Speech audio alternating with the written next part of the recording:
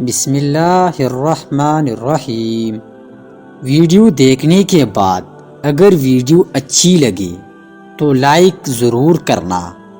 اس بھائی نے کمنٹس کیا ہے کہ مالی پریشانی کے لیے کوئی وظیفہ بتائے، لیکن 4 دعائیں ایسی ہے جو رد نہیں ہوتی، اس کے بعد وظیفہ پڑھے گے۔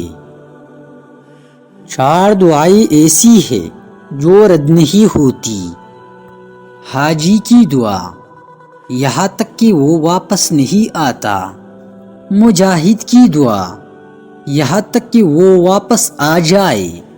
مریض کی دعا یہاں تک کہ وہ تندرست ہو جائے۔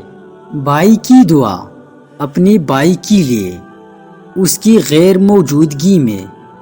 ان سب میں سے پہلی قبول ہونے والی دعا بھائی کی دعا اپنے بھائی کے لیے ہے۔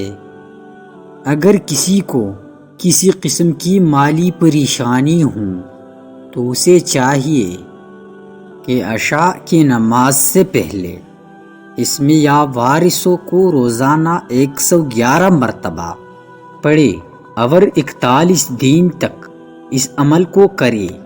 دماغ کو موت کی نیند مت سلائے۔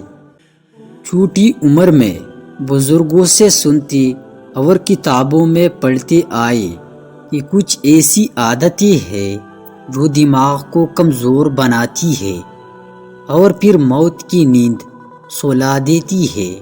دیر رات تک جاگنا، صبح میں دیر تک سوئے رہنا، موزے پہن کر سونا، ناشتہ نہ کرنا یعنی بھوکی پیٹ رہنا، کھاتے وقت اخبار یا کتاب پڑھنا، ٹی وی دیکھنا، بہت زیادہ میٹھی چیزیں کھانا، پیشاب کو بلا وجہ دیر تک روک کے رکھنا، یہ وہ گندی عادتیں ہیں جن کے سبب دماغ کمزور ہوتا رہتا ہے اور ایک دن موت کی نیند سو جاتا ہے۔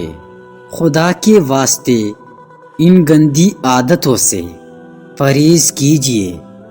چاول بھی دوبارہ گرم کرنے سے ان میں بیکٹیریا پیدا ہوتے ہیں اور کسی بھی طرح ختم نہیں ہوتے، جو کہ انسانی صحت کے لیے بہت زہریلے ثابت ہو سکتے ہیں۔ بچوں کو زیادہ پیڈر پلانے سے بچوں کے پٹے کمزور ہو جاتے ہیں اور اکثر اوقات بچے دیر سے بولنا شروع کرتا ہے، اس لیے بچے کو پاؤڈر جلدی چھڑوا لینا چاہیے۔